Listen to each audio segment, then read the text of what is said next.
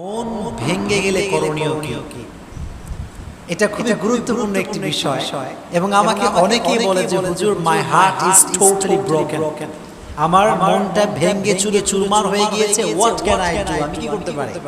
এটা অনেক জরুরি একটি বিষয় এবং এটি যদি কেউ জানতে পারে, টিপসগুলো অ্যাপ্লাই করতে পারে, ইনশাআল্লাহ তার যে ভাঙ্গা হৃদয় এটা জোড়া লেগে যাবে। এজন্য আজকে আমরা ফার্স্ট যে ইস্যু নিয়ে কথা বলবো সেটি হচ্ছে আমাদের মন যদি কখনো কোনো কারণে ভেঙে যায়, এটা অনেক রিজন হতে পারে।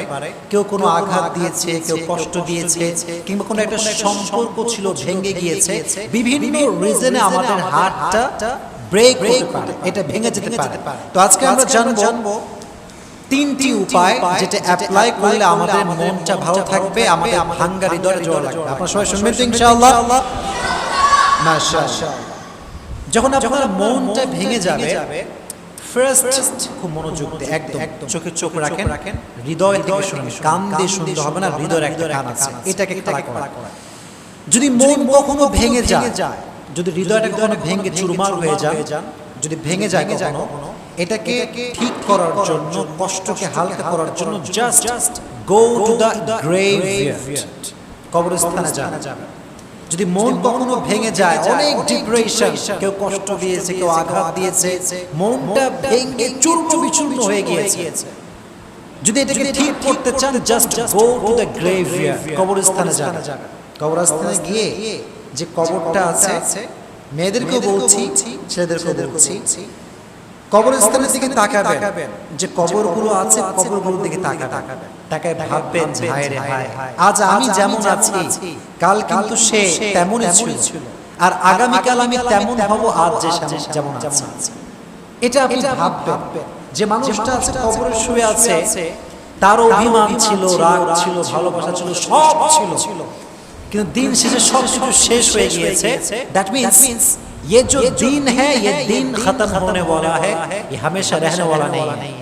এই যে কষ্টের দিনটা, এটা সাময়িক, এটা আজ আছে কাল থাকবে।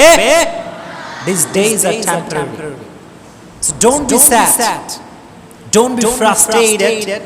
These days are not permanent, these days are temporary. এটা সাময়িক, এটা আজ আছে কাল থাকবে না। এবং আপনি যখন মনটা ভেঙে গেছে, ask yourself why your heart is broken. আপনি নিজেকে জিজ্ঞেস করেন যে আমার মনটা কেন ভেঙে গেল। আপনি জাস্ট অনেক অবজার্ভ করার পরে বুঝতে পারবেন যে as a Muslim you have no connection with Salah, you have no connection with Quran, you have no connection with Prophet Muhammad sallallahu alayhi wasallam. আপনি মুসলমান ঘরের সন্তান, নামাজের সঙ্গে আপনার কোনো সম্পর্ক নাই। আপনি মুসলমান ঘরের সন্তান, কোরআনের সঙ্গে আপনার সম্পর্ক নাই। So as a Muslim you don't have any kind of connection with Salah, so how do you not expect the sadness that you're feeling, man? যদি আমার মুসলমান হিসেবে আমার নামাজের সঙ্গে সম্পর্ক না থাকে, আমার মন ভাঙবে না তো কার মন ভাঙবে? আমার মন তো ডেফিনেটলি ভাঙবে। এজন্য ask yourself why you are depressed. আপনি কেন হতাশ, কেন আপনার ভিতরে এত কষ্ট, কেন আপনার মনটা ভেঙে চূর্ণ বিচূর্ণ হয়ে গিয়েছে? ask yourself, দেখবেন আনসার আসবে যে আমি যেখানে থাকার কথা সেখানে নাই, আমার থাকার কথা মসজিদে, আমি আছি হলে, আমার শোনার কথা কোরআন, আমি শুনছি গান, আমার মন ভাঙবে না তো কার ভাঙবে না? ভাই একটু প্রশ্ন করেন নিজেকে। এজন্য যখন খুব বেশি কষ্ট লাগবে, just go to the graveyard, কবরে যাবেন, গিয়ে কবরগুলোকে নিয়ে একটু ভাববেন। দেখবেন যে মানুষটা বালিশ ছাড়া ঘুমাতে পারতো না, সে মানুষটা আজকে বালিশহীন মাটিতে শুয়ে আছে। যেই মেয়েটা মেকআপ, নাকের ফুল, নাক ফুল, কানের দুল, তারপরে শাড়ি, গহনা, হাতের চুড়ি, এত সুসজ্জিত যে মেয়ে শরীরে থাকতো, সেই মেয়েটাকে কবরে কাফনের কাপড়ে প্যাকেট করে রাখা আছে, কিচ্ছু নাই। এত রূপ, এত সাজসজ্জা, এত মায়া, কিচ্ছু নাই আজকে। একটু এগুলো নিয়ে ভাবে, এই যে আজকে আমাদের এত ভালোবাসার মানুষ, কত ভালোবাসা, মেসেঞ্জারে নক দিছে, মেসেজ সিন হয় না, তুমি কোথায়? ইনস্টাগ্রামে নক দিলাম, কই তুমি? তোমার মেসেজ ডেলিভারি হয়, সিন হয় না কেন? কল ধরো না কেন? কত টেনশন, কত ডিপ্রেশন, মরে গেলে সব শেষ।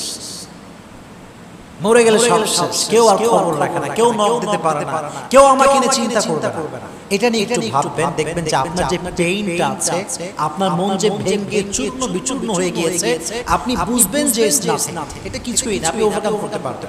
এজন্য যখন মন ভেঙে যাবে, দুনিয়ার প্রতি অনেক মায়া বেড়ে যাবে, কষ্ট বেড়ে যাবে, জাস্ট গো টু দ্য গ্রেভইয়ার্ড, যাবেন কবরস্থানে। বলেন যাবেন কোথায়? কবরস্থানে। এবং বিলিভ করেন যে যদি আপনি আপনার মনকে এটা বোঝাতে পারেন যে these days are not temporary, I mean these days are not permanent, these days are just temporary, এটা সাময়িক, এটা আজ আছে কাল থাকবে না, যদি এটা বিলিভ করতে পারেন, বাস কষ্ট হালকা হয়ে যাবে। ওয়া ইয়াতাওয়াক্কাল আলাল্লাহি ফাহুয়া হাসবু, কোরআনে আল্লাহ তাআলা বলেছেন যে ব্যক্তি whoever trusts in Allah subhanahu wa ta'ala, Allah is sufficient for him। যে ব্যক্তি আল্লাহর উপরে ভরসা করে, আল্লাহ তার জন্য একাই যথেষ্ট হয়ে যায়। সুবহানাল্লাহ, আল্লাহ একাই তার জন্য যথেষ্ট হয়ে যায়। এক নাম্বার যাবেন কবরস্থানে। বলেন এক নাম্বার উপায় কি? কবরস্থান। মাশাআল্লাহ। দুই নাম্বার, যদি এই ভাঙ্গা মনটাকে জোড়া লাগাতে চান এবং এটাকে সেকেন্ড টাইম আর ভাঙতে না চান, স্বার্থপর মানুষের মিশবেন। যারা সেলফিশ পিপল, যারা খালি নিজের স্বার্থ বোঝে আর কিছু বোঝে না, এদের থেকে ডিসটেন্স মেইনটেইন করে চলবেন।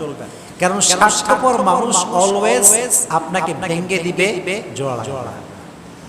ভেরি অ্যালার্ট, আমরা অ্যাজ এ মুসলিম স্বার্থপর মানুষের সঙ্গে সম্পর্ক রাখতে পারি। রাখবেন না এটা।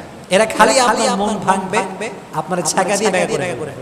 এজন্য খুবই সাবধান, স্বার্থপর মানুষের সঙ্গে আবার কোনো সম্পর্ক নেই। কারণ স্বার্থপর মানুষ খুবই ডেঞ্জারাস ভাই, এরা জীবন যৌবন সব শেষ করে দিবে আপনার। এজন্য স্বার্থপর মানুষের সঙ্গে সম্পর্ক রাখবেন না। আপনার সম্পর্ক থাকবে মাসজিদের সঙ্গে। কিসের সঙ্গে? মাসজিদের সঙ্গে আপনার সম্পর্ক থাকবে। এবং মনে রাখবেন, আমাদের যে কষ্ট ভিতরে থাকে এটা কেউ দেখতে পায় না, কিন্তু যখন কেউ আমাদেরকে মারে, আঘাত করে, এটা সবাই দেখতে পায়।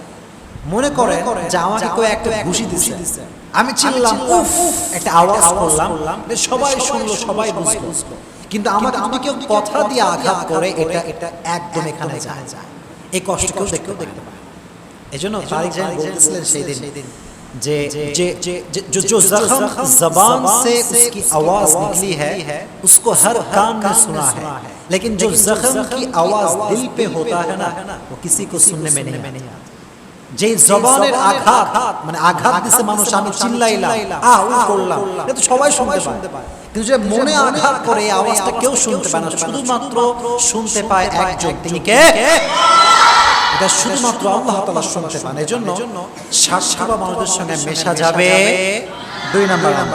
তিন নাম্বার যে বিষয়টা আপনি করবেন সেটি হচ্ছে এই মন ভেঙে গেলে, আমি জানি এটা প্রচুর পরিমাণে কাঁদতে মনে চায়, মনে হয় যে একদম চিল্লা ফাল্লা করে কাঁদি, একদম সবকিছু একাকার করে ফেলবে মনে হয়। আচ্ছা ঠিক আছে, আমি আপনাকে পারমিশন দিলাম যে আপনি কান্না করবেন, বাট একটা সময় আছে। সময়টা কখন? যখন সবাই ঘুমিয়ে যাবে, যখন ফজরের নামাজের সময়ের কাছাকাছি সময়, অর্থাৎ তাহাজ্জুদের সময় উঠে যাবে, ঘুমাবেন, ঘুমানোর বাদ দিয়ে উঠে যাবেন, তাহাজ্জুদের জায়নামাজে যত কাঁদতে মনে চায়, এই কান্নাটাকে আপনি একটা ওসিলা বানান গুনাহ মাফ করার জন্য। ফর এক্সাম্পল, আপনার মনটা ভেঙে গেছে, খালি কাঁদতে মনে চায় আপনার, আপনি তাহাজ্জুদে ওঠেন, জায়নামাজ বিছান, রবের দরবারে সিজদা দেন, মন ভরে কাঁদেন আর তওবা করেন। আপনার মনকে ঠিক করে দিবে কে? আপনার মনটা জোর লেগে যাবে ইনশাআল্লাহ। এটা খুব জরুরি একটি বিষয়। তাহাজ্জুদ আপনার মনকে শান্ত করে দিবে ভাই। এটা এক অসাধারণ জিনিস। এটা যে পড়ে সে বোঝে, এটা যে মানে সে এটা বোঝে। এজন্য যদি কাঁদতে মনে চায়, তাহাজ্জুদে জায়নামাজে কাঁদবেন, পারা যাবে ইনশাআল্লাহ।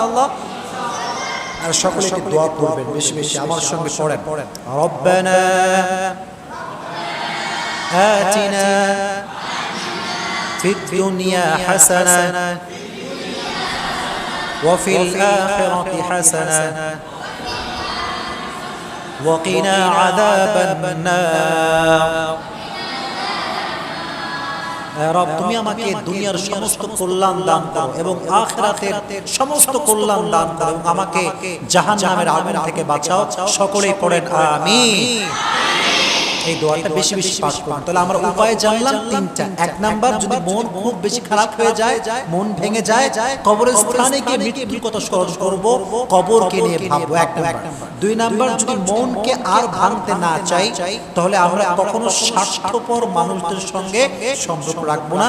তিন নাম্বার হচ্ছে, যদি মনকে আমরা সুন্দর রাখতে চাই, জোড়া লাগাতে চাই, শান্ত রাখতে চাই, তাহাজ্জুদের জায়নামাজ বিছাবো, রবের সঙ্গে কানেকশন বাড়াবো, রবকে সমস্ত দুঃখ কষ্ট শেয়ার করব।